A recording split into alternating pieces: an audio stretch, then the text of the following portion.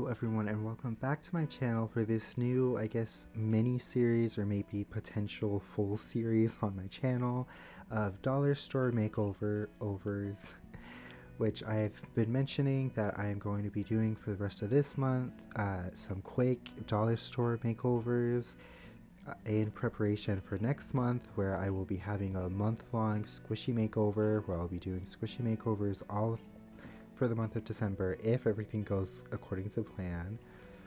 But for the rest of the month of November, I have these 4 different like wood paintable things from the Dollar Tree specifically,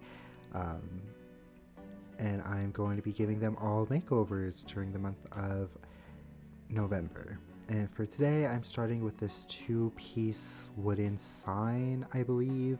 One of them has like a little engraved welcome on it, and the other one has this really cute mermaid like silhouette thing kind of like popped up. I will say I really hate this string, so I always cut it off, and whenever I go to hang it, I'll probably replace it with something else. Luckily, this wood is actually really smooth, so I don't have to worry about sanding. I'm just doing a quick, just one quick layer of white acrylic gesso. I'm not really going to be using too pastel of colors for this, so this is mostly just so that the wood doesn't absorb too much of the paint, because I found sometimes certain woods will absorb the paint, and so you have to do like a bunch of layers to get like decent coverage. And to help prevent that, I really like using gesso. It was a bit difficult getting it in the little crevices, especially in the mermaid's hair, but I did my best to not make it too messy. And I am ignoring the back for these 2 pieces because these are going to be like hung up on the wall, so I don't really want to waste too much time painting it. I'm going straight into the color with a very nice blue background for both of the pieces really. The welcome part is going to be basically entirely just blue, but for the mermaid I also went with the same blue so they match, and I try to make it like a nice underwater blue, ocean blue or whatever.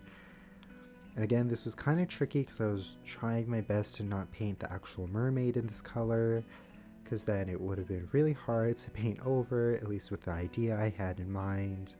So I did my best to only paint like all around her in the background.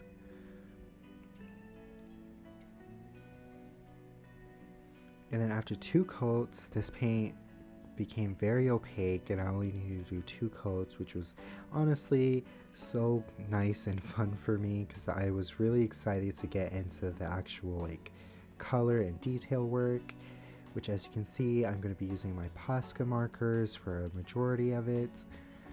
For the welcome sign, I just did it in rainbow colors since it had 7 letters.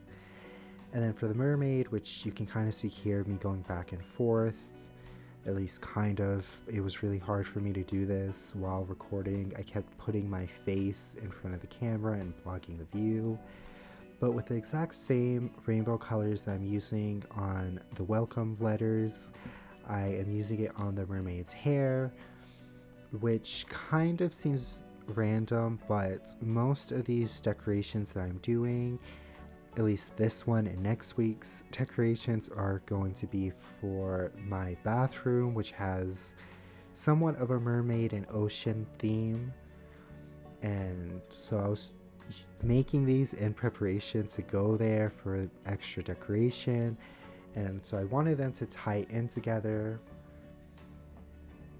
And I also obviously wanted these 2 pieces to tie in together since they're meant to be together. I just untied them for painting and because I really hated the original string that was involved.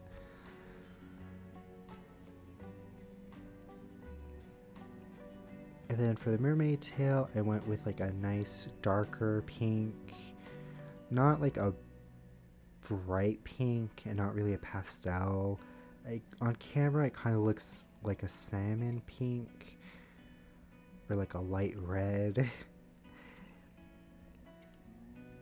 but it was supposed to be more of just like a darker pink. And I did the mermaid's human part, skin part, I guess body, torso, face.